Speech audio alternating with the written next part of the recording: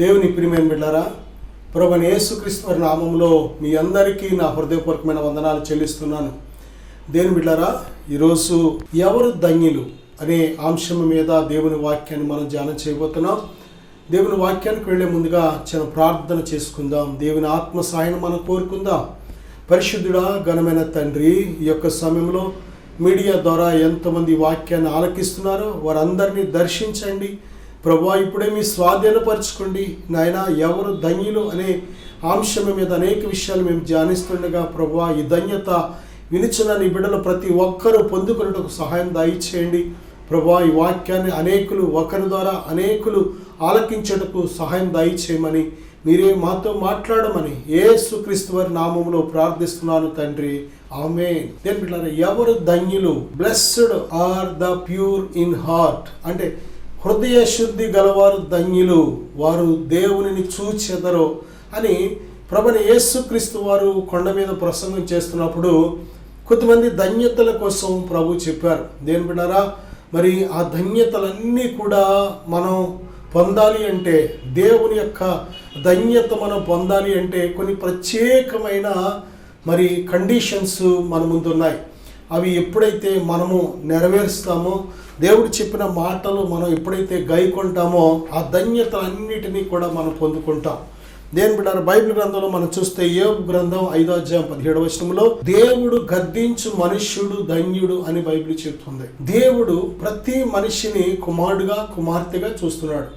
దేని బిడ్డారా, మనము దేవుణ్ణి మనం ఎలా చూస్తున్నాం? దేవుని తండ్రిగా మనం చూస్తున్నామా? యజమానిగా మనం చూస్తున్నామా? మనను సృష్టించిన సృష్టికర్తగా మనం ఆయనను చూడగలుగుతున్నామా? నిజమే, ఆయనే దేవుడు అనే విషయం మనం గ్రహించినట్లయితే, మనను సృష్టించిన సృష్టికర్త అనే సత్యాన్ని మనం తెలుసుకున్నట్లయితే ఆయనకి ఇవ్వవలసిన స్థానాన్ని మనం ఇవ్వగలుగుతాం. దేవునికి ఇవ్వవలసిన స్థానం మనం ఇవ్వలేకపోవడానికి కారణం ఏంటంటే ఆయన గురించి మనం తెలియకే.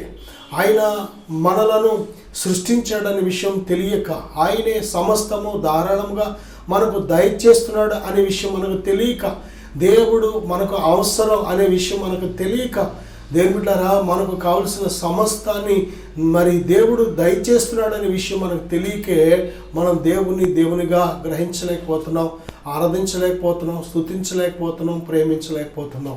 కారణం ఏంటంటే దేవుని గురించి బయలుపరిచే వాక్యం మనం వినక, వాక్యం మనం గ్రహించక, వాక్యాన్ని మనం ధ్యానించక, దేవుని యొక్క వాక్యం దేవుని యొక్క శక్తిని, గుణగణాలను, ఆయన ప్రేమను, ఆయన ప్రణాళికను బయలుపరుస్తుంది.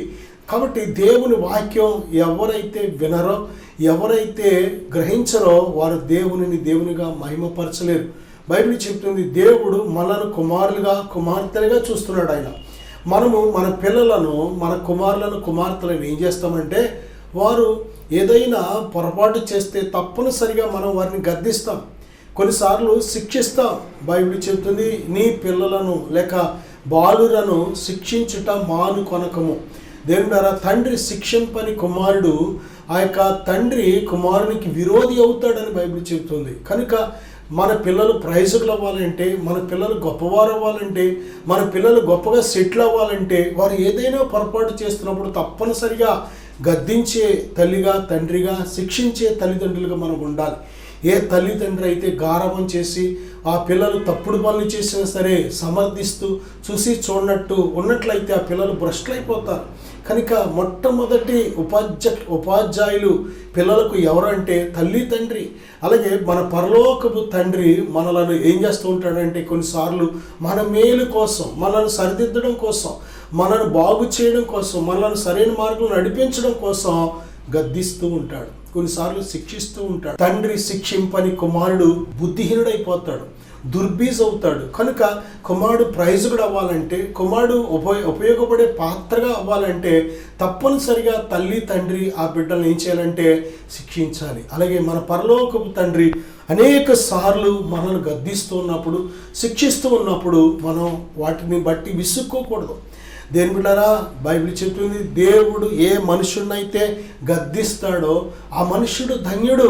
నిజమే, దేవుని చేత మనం గద్దించబడుతున్నప్పుడు మనం సరిచేసుకోవాలి, లోపడాలి.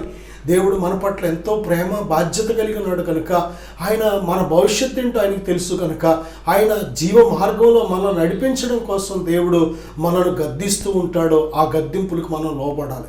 దేని బిడ్డలారా, రెండవదిగా కీర్తన గ్రంథం 1వ అధ్యాయం 2 నుంచి 3 వరకు 5వ వచనం వరకు కూడా మనం చూస్తే, దివారాత్రము దేవుని వాక్యాన్ని ధ్యానించేవాడు ధన్యుడు అని బైబిల్ చెప్తుంది. ఈ లోకంలో గొప్ప ధన్యత దేవుని పాదాల చెంత గడపడం. దేవుని బిడ్డలారా, మరియా మార్తా గృహానికి ప్రభువైన యేసుక్రీస్తు వారు వెళ్ళినప్పుడు మరియా యేసయ్య పాదాల చెంత కూర్చొని ఆయన చెప్పే బోధ వింటుంది.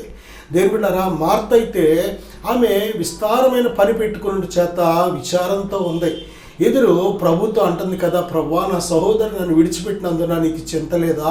ఇదిగో పని ఎక్కువ ఉంది కనుక ఆమె నాకు సహాయం చేయడానికి పంపించు అని ప్రభుని రిక్వెస్ట్ చేస్తుంది. అంటే చూడండి, మార్తకు పని ఎక్కువ, మరియకు ప్రభు ఎక్కువ. ప్రభు ఏమన్నారంటే, మరియ ఉత్తమమైన దానిని ఏర్పాటు చేసుకుంది కనుక అది ఆమె యొద్ద నుండి తొలగించబడదని ప్రభు చెప్తున్నారు. ఉత్తమమైనది, అనుకూలమైనది, సంపూర్ణమైనది దేవుని చిత్తం. ఆయన పాదాల చెంత గడపడం. దేవుని వాక్యాన్ని ధ్యానించడం అంటే దేవుని పాదాల చెంత కూర్చున్నావని అర్థం. దేవుని వాక్యాన్ని ధ్యానిస్తున్నావు అంటే దేవుడు నీతో మాట్లాడడానికి నువ్వు సమయం ఇస్తున్నావని అర్థం. నా సహోదరుడా, సహోదరి, దేవుని యొక్క మాటలు వినడానికి నువ్వు ఎంతగా తగ్గించుకొని ఆయన పాదాల చెంత కూర్చోడానికి సమయం ఇస్తావో అంతగా దేవుడు నీ యందు ఆనందించేవాడిగా ఉంటాడు, సంతోషించేవాడిగా ఉంటాడు. అంతేకాదు, ఈ భూమి మీద గొప్ప ధన్యకరమైన స్థలము, సమయము ఏదైనా ఉందంటే అది ప్రభు పాదాల చెంత కూర్చోవడమే.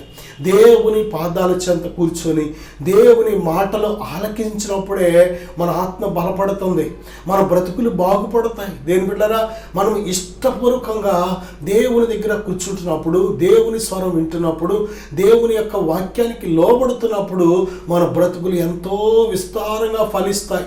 ఆకు వాడక తన కాలమందు ఫలమిచ్చు చెట్టు వలె మన బ్రతుకులు, మన చేనుది అంత సఫలం అవ్వాలి అంటే, మన కుటుంబాల్లో సంపూర్ణమైన నెమ్మది, సమాధాన, సంతోషాలతో మనం జీవించాలి అంటే మొదటిగా దానికి కావలసింది ఏంటంటే మనము దివారాత్రము దేవుని వాక్యాన్ని ధ్యానించే వారిగా ఉండాలి.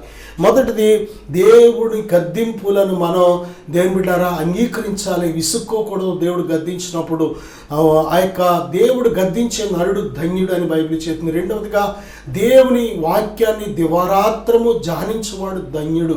మూడవదిగా చూస్తే కీర్తన 32వ అధ్యాయం 12వ వచనం, రోమపత్రిక 4:7, రోమపత్రిక 4:8 కానీ మనం చూసినట్లయితే, తన అతిక్రమములకు పరిహారము నొందినవాడు ధన్యుడు, తన పాపమునకు ప్రాయశ్చిత్తము నొందినవాడు ధన్యుడు. అతిక్రమాలకు పరిహారము నొందినవాడు ధన్యుడు, తన పాపమునకు ప్రాయశ్చిత్తము నొందినవాడు ధన్యుడు. దేని బిడ్డలారా, మనుషులందరూ కూడా పాపము చేసి దేవుడు అనుగ్రహించిన మహిమను పొందలేకపోతున్నామని బైబిల్ హెచ్చరిస్తుంది. నీతిమంతుడు ఒక్కడో లేడు, దేవుని వెతకువాడు ఒక్కడో లేడు, అందరూ కూడా త్రోవ తప్పి పనికి మాలిన వారైరి. నిజమే, అందరం కూడా ఈ భూమి మీద చిన్న పెద్ద ఆడ మగని లేదు. దేవుని వెతికేవారు తక్కువ మంది, మనస్ఫూర్తిగా దేవుని వెతికేవారు చాలా తక్కువ మంది. సత్యాన్ని తెలుసుకోవాలి, సత్యాన్ని కనుగొనాలి, సత్యములో నడవాలి, సత్యములో జీవించాలని సత్యం కోసం బ్రతికే వాళ్ళు చాలా తక్కువ. దేని బిడ్డలారా, ఒక్క మాటలో చెప్పాలంటే, నోవహు కాలంలో నోవహు ఒక్కడైనా నీతిమంతుడుగా ఉన్నాడు, కానీ ఈ కడవరి దినాల్లో ఒక్కడు కూడా లేడు. అందరూ వారి హృదయాలను, వారి మార్గాలను, వారి యొక్క జీవితాలను చెరిపివేసుకొని ఉన్నారని బైబిల్ హెచ్చరిస్తుంది. దేవుని ప్రియమైన బిడ్డలారా, కనుక ఈ భూమి మీద ఏ ఒక్కడు కూడా నేను నీతివంతుడిని, పరిశుద్ధుడిని అని చెప్పడానికి వీల్లేదు. అతిక్రమాలు దాచిపెట్టేవాడు వర్ధిల్లడు. దేని బిడ్డలారా, వాటిని ఒప్పుకుంటేనే మనము దేవుని కృపను పొందుకుంటాం. కనుక దేవుడు మనకి ఇచ్చిన అవకాశం ఏంటంటే, దేవుని ప్రియమైన బిడ్డలారా, మన యొక్క ఈ భూమి మీద నేడు అనబడే సమయం ఉన్నప్పుడే మన పాపాలకు ప్రాయశ్చిత్తం పొందాలి. మనం అతిక్రమాలకు పరిహారం పొందాలి, మన పాపానికి ప్రాయశ్చిత్తం పొందాలి. దేని ప్రియమైన బిడ్డలారా, నిజమే, దేవుడు మన కోసం సిలువ మీద ప్రాయశ్చిత్తం చేశాడు. దేవుడు మన కోసం వెలను చెల్లించాడు. కనుక ప్రభువైన యేసుక్రీస్తు నందు విశ్వాసం ఉంచినప్పుడు నీవు నీ పాపములకు ప్రాయశ్చిత్తం నొందుతున్నావు. అందుకే మరి తన పాపములకు ప్రాయశ్చిత్తం నొందినవాడు, తన యొక్క అతిక్రమాలకు ప్రాయశ్చిత్తం నొందినవాడు ధన్యుడని బైబిల్ చెప్తుంది. నేడు అనబడే సమయం ఉన్నప్పుడే మనం ప్రభు దగ్గరికి పరిగెత్తుకుని వచ్చేవారికి ఉండాలి. మన అతిక్రమాలు ఒప్పుకొని విడిచిపెట్టి దేవుని బిడ్డలారా ప్రభు ఇచ్చే రక్షణ, పాప క్షమాపణ పొందుకోవడానికి సిద్ధంగా ఉండాలి మనం. ఎందుకంటే కొంతసేపు కనబడి అంతలో మాయమైపోయి ఆవిరి వంటి వారం. దేవుని బిడ్డ, కొంతసేపే మనం నమ్ముకున్న మన అందచందాలు, మన బలము, మన చదువు, మన శక్తి, మన సామర్థ్యతలు, మన సంపద, మన మనుషులు, మన అధికారం, ఇవన్నీ కూడా ఇక్కడే కొంతసేపు కనబడి అంతలో మాయమైపోతాడు మానవుడు. రేపు ఏమి జరుగుద్దో మనకు తెలియదు. ఈ పడంగా ఇప్పుడు ఈ క్షణములో దేవుని బిడ్డలారా ఈ మానవుని ప్రాణం పోదని గ్యారంటీ ఏముంది? ఉంటుందని గ్యారంటీ ఏమున్నది? దేవుని బిడ్డలారా ఎంత స్వల్పమైనదో ఒకసారి ఆలోచించేయండి. దేవుని బిడ్డలారా మనము ఇక్కడ స్థిరం కాదు. మానవుడు భ్రమపడుతున్నాడు. నేను స్థిరముగా ఉంటాను, ఇదే నా లోకం, ఇదే నా జీవితం, నేను ఎల్లప్పుడూ ఇలాగే ఉంటానని భ్రమపడుతున్నాడు. భ్రమలో బ్రతుకుతున్న మనుషులు ఎక్కువ.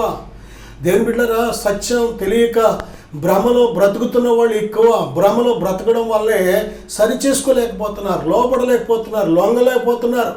దేవునికి ఎవరు లొంగుతారో తెలుసా? ఎవరు లోబడతారో తెలుసా? పాపాన్ని ఎవరు విడిచిపెట్టి దేవునికి వారి జీవితాలు సమర్పించుకుంటారో తెలుసా?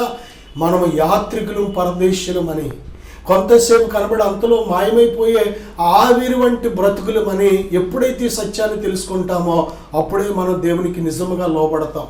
దేని ప్రియమైన బిడ్డారా, చాలా మందికి ధీమా, ఇంకా నాది చిన్న వయసే, ఇంకా చాలా సంవత్సరాలు ఉంది, ఇంకా నాది చాలా చిన్న వయసే, నాకంటే పెద్దోళ్ళు ఎంతోమంది ఇంకా వాళ్ళే చావలేదు, నేను ఇంకా బ్రతుకుతాను అనుకుని భ్రమలో బ్రతుకుతూ ఉంటాం. చావుకి చిన్న పెద్ద ఆడ మగ తేడా ఉండదు, ధనిక పేద అని తేడా ఉండదు, బలము బలహీనులు అనే తేడా ఉండదు, చదువుకున్న వారు చదువులేని వారు అని తేడా ఉండదు, గొప్పవారు తక్కువవారని తేడా ఉండదు. దేవుని బిడ్డలారా అందరికీ ఎవరికి ఎప్పుడు ఎలాగ ఎవరికి సంభవిస్తుందో తెలీదు. కనుక నేడు అనబడే సమయం చాలా గొప్పది. నేడే రక్షణ దినం, ఇదే అనుకూలమైన సమయం అని దేవుడు ఎందుకు హెచ్చరిస్తున్నాడంటే అది నిజమైన భక్తి. నేడు అనబడే సమయం ఉన్నప్పుడే నువ్వు సరి చేసుకోకపోతే, దేవుడిచ్చి ఈ ధన్యతను పొందుకోకపోతే రేపటి దినమున ధన్యత పొందుకోవడానికి సమయం ఉండదు. నా సహోదరుడా, నా సహోదరి, నువ్వు రక్షించబడాలని దేవుడు కోరుకుంటున్నాడు. నువ్వు దీవించబడాలని దేవుడు కోరుకుంటున్నాడు.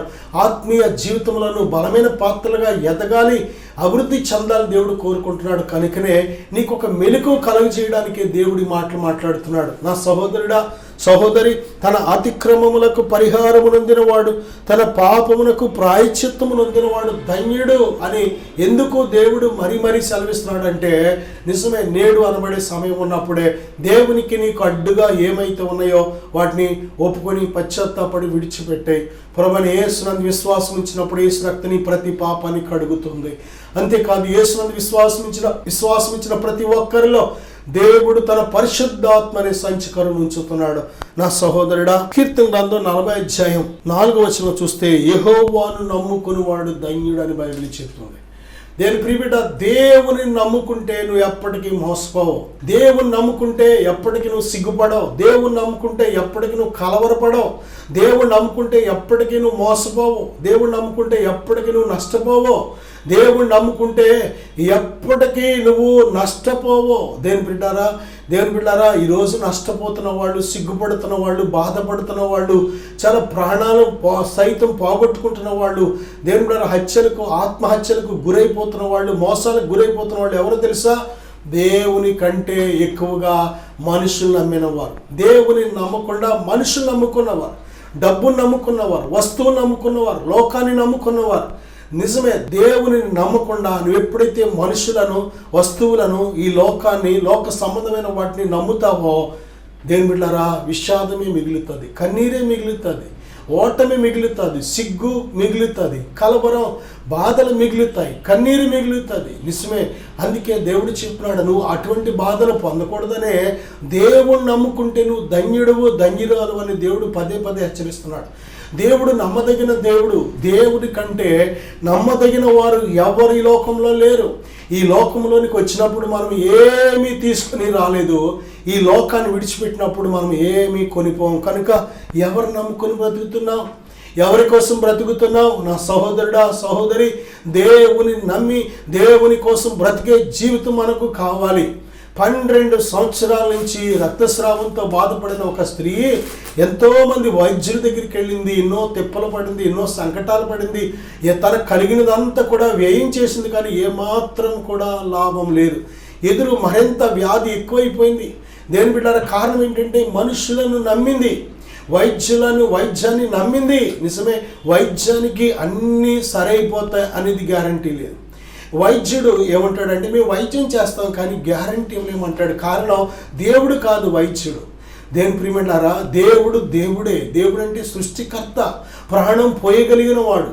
ఆయన సమస్తము నూతనంగా మార్చగలిగిన వాడు. నమ్ముట నీ వల్ల అయితే నమ్మువానికి సమస్తము సాధ్యమే. దేవుని అందరి విశ్వాసము నిన్ను ఎంత గొప్ప స్వస్థతతోనైనా నింపుతుంది. దేవుని అందరి విశ్వాసం ఎంత గొప్ప విజయంతోనైనా నింపగలుగుతుంది. దేవుని అందరి విశ్వాసం నిన్ను ఎంత సమృద్ధితోనైనా నింపుతుంది. దేవుని అందరి విశ్వాసం నిన్ను రక్షణతో అలంకరిస్తుంది. దేవుని బిడ్డారా, నెమ్మది, సమాధాన, సంతోషాలతో నువ్వు నింపబడతావు. దేవుని అందరి విశ్వాసము, దేవుడు నీ నుంచి ధనము కోరట్లేదు, దేవుడు నీ నుంచి ఏమీ కోరట్లేదు, కానీ నమ్మిక మాత్రం ఉంచమంటున్నాడు. నమ్మితే నువ్వు స్వస్థపరచబడతావు, నమ్మితే బంధకాల నుంచి విడుదల పొందుకుంటావు, నమ్మితే నెమ్మది కలిగి జీవించగలుగుతావు, నమ్మితే విజయవంతమైన జీవితాన్ని జీవించగలుగుతావు. నా సహోదరుడా, సహోదరి, ప్రభువైన యేసుక్రీస్తు వారు చెబుతున్నారు కదా, ఆయనను నమ్ముకొని వాడు ధన్యుడు. ఆయన నమ్మదగిన దేవుడు.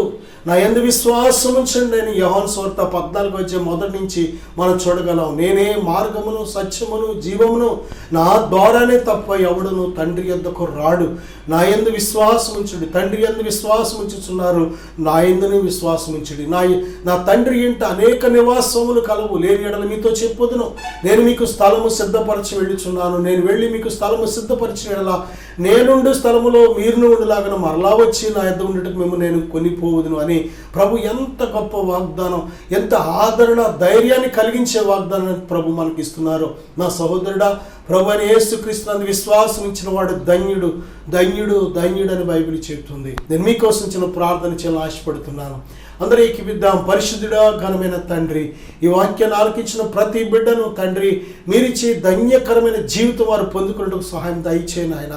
అయ్యా, మీరిచ్చే ధన్యత, మీరిచ్చే మెప్పు మాకు గొప్పది నాయన.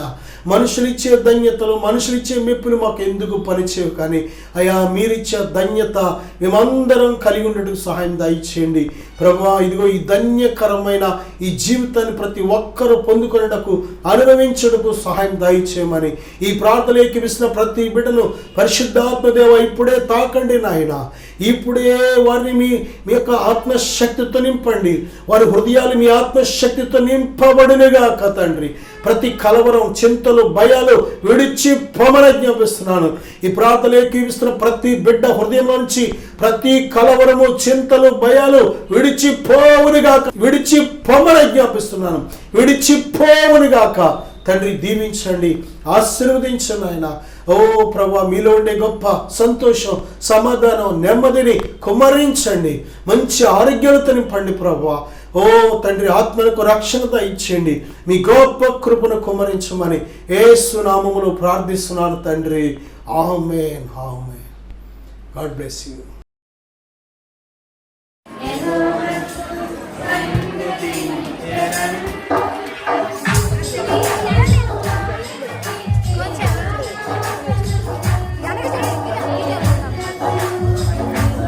పైకి లేపండి.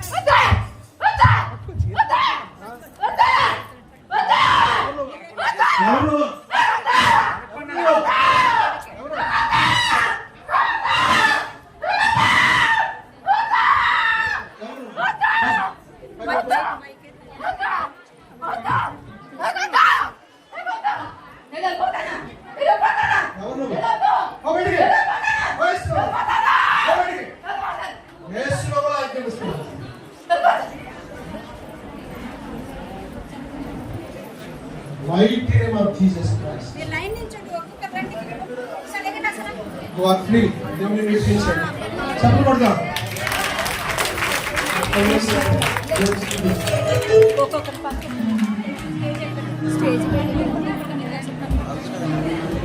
దేవుడు పెట్ట మీ అందరికీ వందనాలండి. అయ్యగారికి అందరికీ సహోదరులకు అందరికీ వందనాలండి. 3 వారాల క్రితం శుక్రవారం నేను అయితే సంవత్సరం బట్టి చాలా ఆదాయంతో బాధలతో ఎన్నో హాస్పిటల్ తిరిగాను, ఎన్నో ఇది చేసాను, కానీ నాలో ఉన్న ఆరోగ్యం అయితే మరి ఇది అవ్వలేదు. అయితే డాక్టర్లు అయితే నువ్వు ఏ పని సెట్ తీయలేదమ్మా, నువ్వు ఎంతసేపు రెస్ట్గానే ఉండాలి అని చెప్పారు. ఏం చేద్దాను, నేనైతే ఇలా బతకాలో నాకైతే తెలియదు, నేను దిక్కు లేదాన్ని, నువ్వే దిక్కు నాకు ఇంకెవరైతే అనేసి నేను దేవుడు ప్రార్థించి 3 వారాల క్రితం అండి శుక్రవారం వచ్చాను. వచ్చిన తర్వాత దైవంలో నాకు ప్రార్థన చేసి తైలం కోసమే తెలుసండి. తర్వాత ఏమైందో నాకు తెలియదు అసలు. పోసిన తర్వాత నాకైతే దేవుడు చదువు ఇప్పుడు మట్టుగా నాకు చాలా బాగుందండి, ఆరోగ్యం చాలా బాగుంది. కానీ కొద్దిగా నాకు ముందు నేర్చుకోం దడగా ఉంటుంది, అది కూడా తగ్గేలాగా అందరూ మీ అనేది నా ప్రార్థనలో పెట్టమని అడుగుతున్నాను. ఈ చిన్న సాక్షి దేవుడు తెలుసు. దయచేసి ఇద్దరు ఆడవాళ్ళు ఉండండి, ఇద్దరు మామూలు ఉండండి, కట్టుకునే వాళ్ళు అంతే. Thank you Jesus.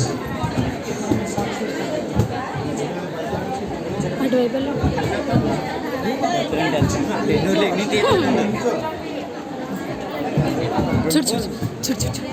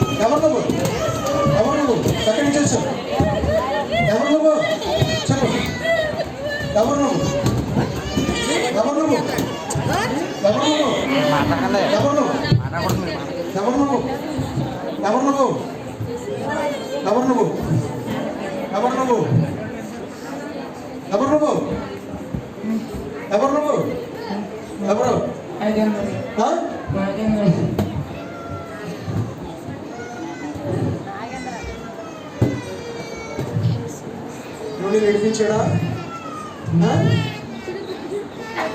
ఏముందా ఇంకా నీలో?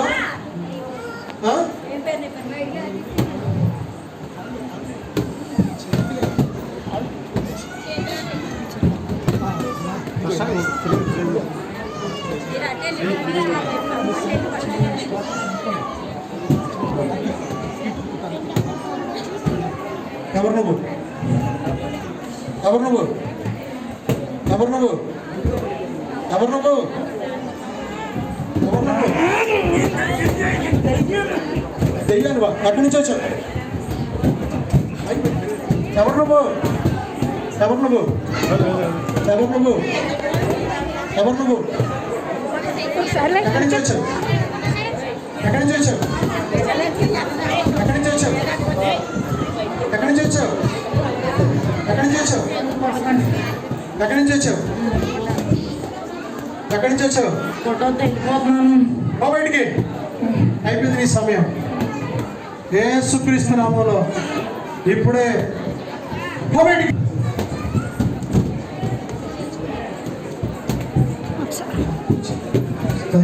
వందనాలు చెప్పేసరికి హల్లెలూయా. ఎన్నో సంవత్సరాల నుంచి త్రాగుడికి భారం చేసేసింది, కుటుంబాన్ని ఏడిపించింది దెయ్యం. ఈరోజు దేవుడు నీకు విడుదల ఇచ్చాడు. Thank you lord. వందనాలు చెప్పేసరికి వందనాలు చెప్పా. హల్లెలూయా హల్లెలూయా. కష్టంగా ఉందండి. యేసయ్య నిన్ను విడిపించారు. దెయ్యం వెళ్ళిపోయింది. యేసయ్యకి వందనాలు చెప్పు. Thank you, Jesus. Hallelujah. Hallelujah. Hallelujah. నా పేరు నాగేంద్ర. మీరు ఏ ఊరు నుంచి వచ్చారండి? పెద్దపల్లి. మీ చర్చికి ఎప్పటి నుంచి వస్తున్నారు? 5 years నుండి. 5 years నుంచి వస్తున్నారు. ఇప్పుడు మీకున్న సమస్య ఏంటి? నాకు ప్రింటింగ్ ఎక్కువ తీసుకోండి. దాని గురించి పాస్పోర్ట్ కనిపిస్తారని చెప్పి వస్తున్నాను. ఏ సమస్య? రాగులు. రావడైన సమస్య. మరి దైవజనుల దగ్గరికి వచ్చినప్పుడు ఈ సమస్యను ప్రార్థిస్తున్నప్పుడు దైవజనులు ఆ సమస్యను విశ్వసించి ప్రార్థించినప్పుడు మీకు ఎలా అనిపించింది? అసలు నేను అక్కడ దగ్గరికి వెళ్ళకపోయాను. కొడుకుని మంటలు వచ్చేసి ఆయన దగ్గరికి వెళ్తుంటే ఆయనకి పారిపోయాను. ఆయన దగ్గరికి కూడా వెళ్ళకపోయాను అసలు. అప్పుడు నేను పక్కన వాళ్ళని పట్టుకుని ఫస్ట్ వాటర్ స్ప్రే చేయగానే ఏమేమి తెలియదు పడిపోయాను. అలా అంతా పట్టేసినట్టు అయిపోయి తర్వాత రిలీజ్ అయ్యింది. కిందకి వచ్చాను ఆ వాటర్ స్ప్రే చేసి. తర్వాత మీకు రిలీఫ్ అనిపించింది. ఇప్పుడు మీరు ఇతరులకు ఇచ్చే సాక్ష్యం ఏంటి? దేవుడు నమ్మదగిన దేవుడు, పరిశుద్ధమైన దేవుడు. నేను కూడా నమ్మాను. నాకు కొంచెం బాగుంది. దేవునికి స్తోత్రం. హల్లెలూయా. మరి ఈ బ్రదర్ జీవితంలో అనేకమైన బంధకాలు, త్రాగుడనే బంధకం నుంచి ఎంతో మరి దేవునికి ఆయాసకరంగా జీవించాడు. కానీ దేవుని యొద్దకు వచ్చేవారిని ఆయన ఎంత మాత్రము కూడా నెట్టివాడు. ఎందుకంటే ఆయన మన కన్న తండ్రి కనుక. మరి దైవజనులకి దగ్గరికి వచ్చి ఆ అభిషేక వాటర్ని సేవ్ చేస్తే నా జీవితం బాగుపడుతుందని వచ్చి దైవజనులతో ప్రార్థన చేస్తున్నప్పుడు మరి ఆ యొక్క దురాత్మ అతని నుంచి వీడి వెళ్ళిపోయి ఎంతో నెమ్మది సమాధానంతో ఆ బిడ్డ నింపబడ్డాడు. ఇది కేవలం దేవుని యొక్క మహిమ. మనందరం కూడా ఒకసారి చెప్పకపోతే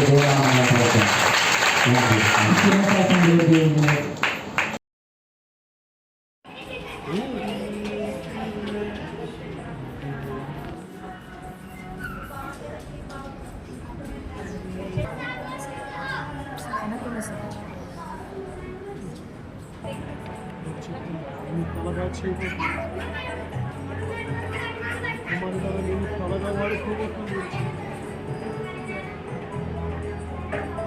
మించిన ప్రయాణం ఇవాళకి తోడుగా ఉన్నారు కనుక ఈ పూర్తిగా రూపించుకుని 5 వర్గాలను గడిచారు.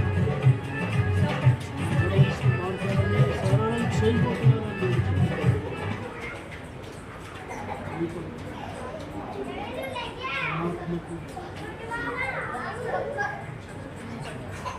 ఆత్మను మీద తోడుగా ఉంచి ఉన్నాను.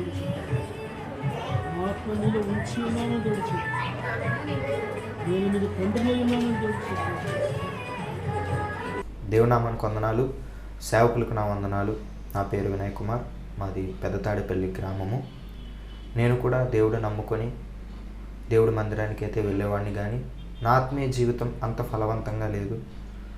అనేకమైన బంధకాలతో నా ఆత్మీయ జీవితము ఉంటూ ఉండేది. అలాగే ఒకరోజు సేవకులు ఎనైటింగ్ వాటర్ ద్వారా ప్రార్థన చేస్తున్నారని నేను విన్నాను. ఆ ప్రార్థన చేయించుకున్న వారి జీవితంలో ఎన్నో గొప్ప కార్యాలు దేవుడు చేశారు. చాలామంది విడుదల లేని వారు విడుదల పొందుకున్నారు.